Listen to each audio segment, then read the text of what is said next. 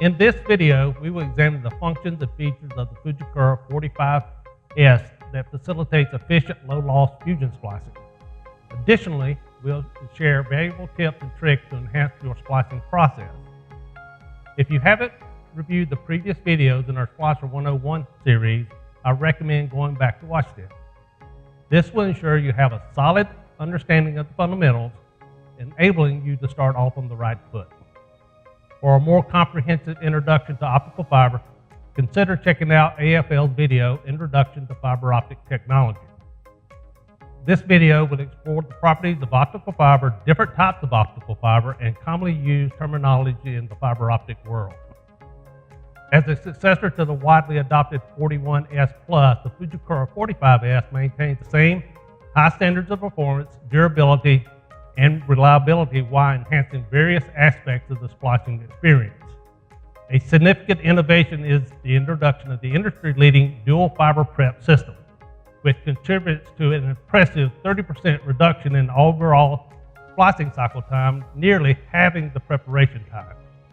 Key technologies driving the advancement include the SS05 dual fiber stripper, the addition of the AD16 adapter plate to the CT50, and redesigned sheet clamps, facilitating easy one-handed fiber loading and simultaneous placement of both fibers into the splicer.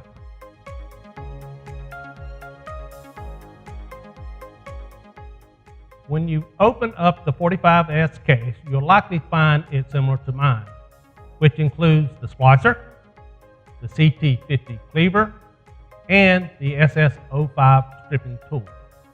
Additional accessories like the splicer's charger cord, a USB cable, and set plates for use with fiber holders or fuse connects are also included. The 45S comes with newly redesigned sheet clamps pre-installed, but it also provides SP04 set plates, 250 micron and 900 micron fiber holders as alternatives if you choose to splice using fiber holders. The splicer can be set up to match a wide variety of work styles and workflows. Devoting time to set up will ensure that splicing remains the simple and quick process it should be.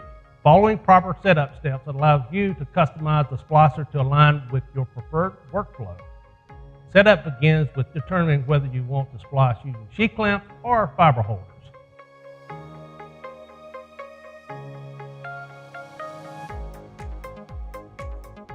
The newly redesigned sheet clamps are made to facilitate the dual fiber prep method, allowing you to load both fibers into the splicer simultaneously. By holding your fiber in place, gently pressing down on the rear of the sheet clamp, you can easily position the fiber and then close the clamp lid to secure your fiber in place. When using this method, you'll also have the option to synchronize the sheet clamps with the wind protector's opening and closing motion. Flip the switch on either side of the wind protector to engage or disengage each clamp. When engaged, the clamp opens whenever the lid is open and closes whenever the lid is closed. With the sheet clamp linked to the wind protector, it's important to note the inclusion of the secondary fiber retention clamp, a feature previously only seen in the universal sheet clamp of the 90S Plus. When in use, the secondary fiber retention clamp remains closed when a sheet clamp is open, flipping up and out of the way once the splice is lifted. This keeps your fibers under control, so when you're finished with a splice, you don't need to worry about damaging your unprotected splice. If you're working with 900 micron top buffer coated fiber, strip off the outer coating in short 1/4 inch pieces. Afterwards, use the smallest hole of the stripper to remove any remaining 250 micron subcoating. If you're using 900 micron loose tube or furrication tubing, you will need to swap out your standard sheet clamps with loose tube compatible sheet clamp. Clamp S35B loose buffered sheet clamp. These clamps have a protrusion that securely holds fibers within its furrication tube, preventing sliding around as the splicer handles it. Employing the correct sheet clamps with loose tube fiber helps avoid motor overrun errors. Alternatively, the fiber holders, also referred to as chucks or sleds, offer a user-friendly option for handling fibers, allowing for a more substantial object to grip. To splice using this method, you need to transition from the factory setup by 1. Removing the sheath clamps from the splicer. 2. Installing set plates in place of the sheath clamps. And 3. Removing the adapter plate from the cleaver. The AD16 adapter plate has the same size and shape as the fiber holder, so removing it allows you to load a fiber holder directly into the cleaver. Each fiber holder has a magnetic lid to hold the fiber in place, along with 2 guide holes to align the fiber holder on the guide pins of the installed set plates. Once your setup is complete, load the fiber into the fiber holder with about 30 millimeters or 1 1/4 inch of fiber extending from the end. Strip the coating off the fiber, clean, sleeve, and position the fiber holder onto the guide pins to secure it in place. Splicing with fiber holders enhances ease of use and minimizes handling errors during the splice. Once loaded into the fiber holder, the fiber doesn't need to be removed until the splice is finished. This ensures consistent cleave length each time, and the fiber's end consistently lands in the same position in the splicer. The next step in the setup involves selecting the operation settings that match your workflow. Keep in mind that these settings can be adjusted at any time, so feel free to experiment with different options to determine what works best for you. Power on your splicer and navigate to Home, then Splice Settings, then Fundamental Settings. Within the Fundamental Settings menu, you can toggle the pause settings and the auto start settings. 1. Turn pause on to have the splicer pause after completing fiber alignment. This allows you to inspect the preparation quality of the fibers before they are spliced together. 2. Turn on the auto start trigger setting to either on or off based on your preference and level of automation you want in your splicing process. The last step of the setup process involves conducting an arc calibration. Select the shortcut to access the arc calibration function. Prepare 2 standard single-mode fibers as if you were going to splice. Load them into the splicer and press the play icon to start the process. This only takes a few seconds and is not only integral to the initial setup, but should also be performed at the start of each day to keep your splicer running at peak performance. When utilizing the 45S alongside the CT50 cleaver, you have the added option of using active blade management. This feature uses Bluetooth communication between the splicer and the connected cleaver to control the cleaver's blade position.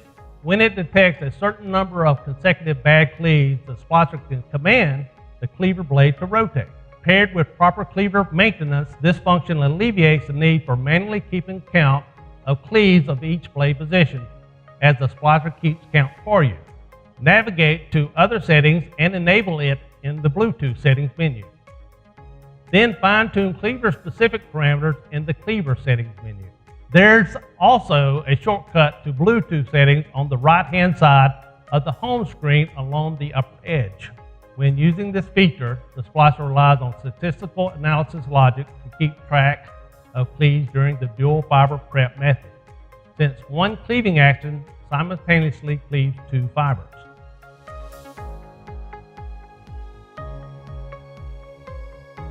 The 45S comes equipped with active fusion control and worn splice imaging, optimizing your splice outcomes. With active fusion control activated, any cleave angle between 3 and 5 degrees triggers automatic adjustments to the arc parameters. This feature minimizes splice loss effects associated with large cleave angles. Worn splice imaging, WSI, is an algorithm that analyzes the image of the fibers during the melting process, capturing more information about their alignment. As the fibers are heated by the arc, the core tends to glow brighter than the cladding. Analyzing the worn splice image allows the splicer to make significant improvements to estimation accuracy compared to what is typically achievable with a cladding alignment splicer.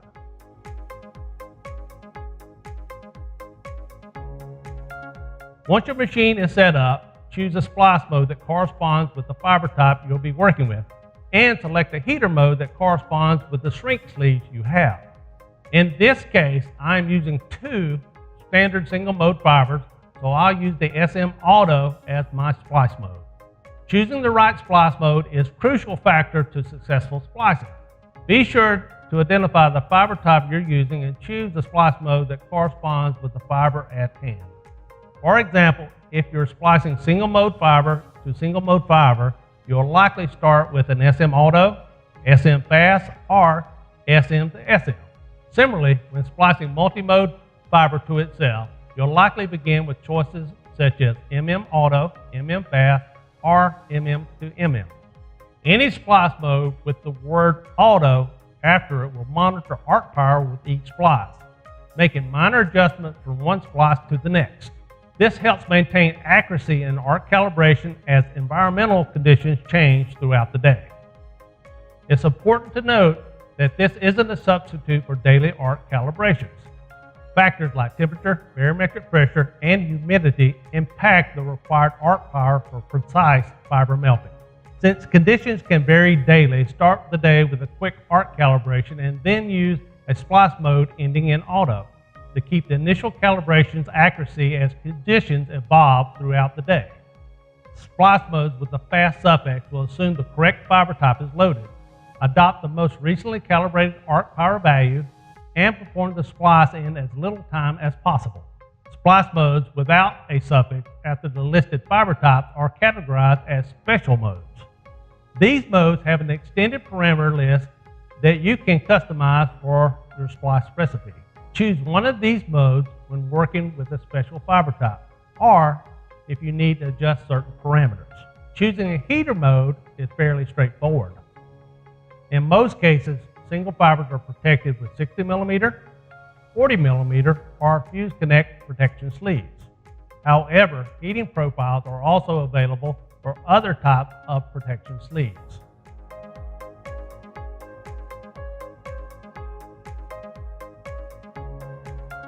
After selecting your splice mode and heater modes, prepare the fibers for splicing following the acronym SSCCL, which stands for sleeve, strip, clean, cleave, and load.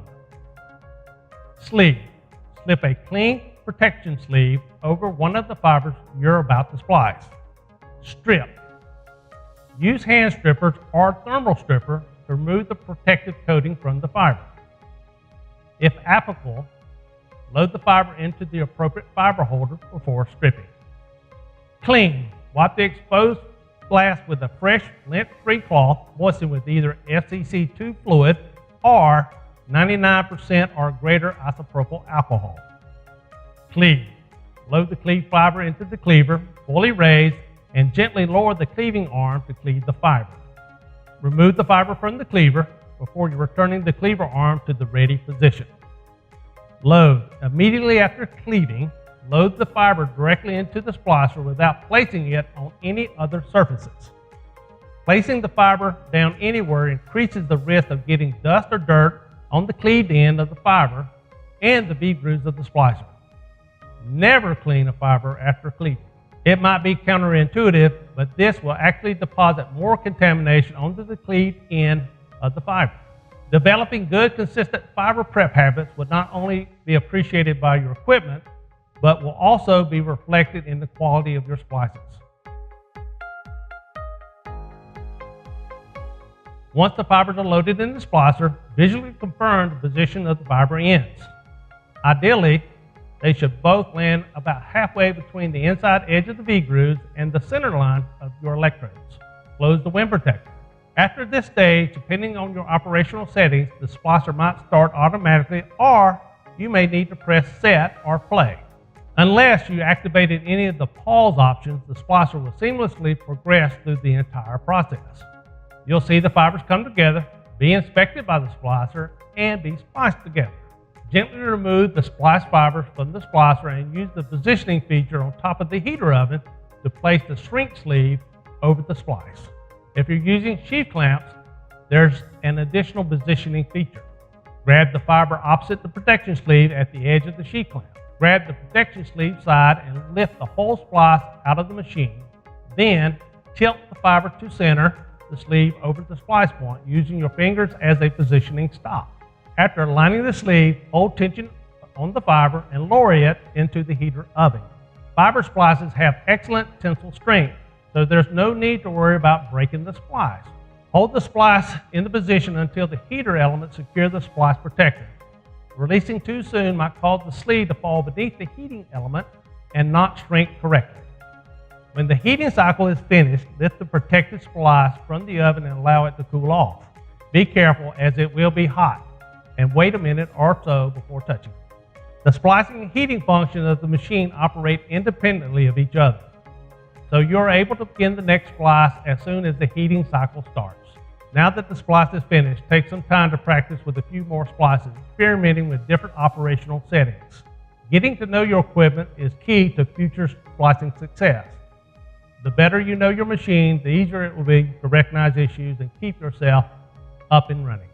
The 45S is a precision calibrated machine functioning within exceptionally narrow tolerances.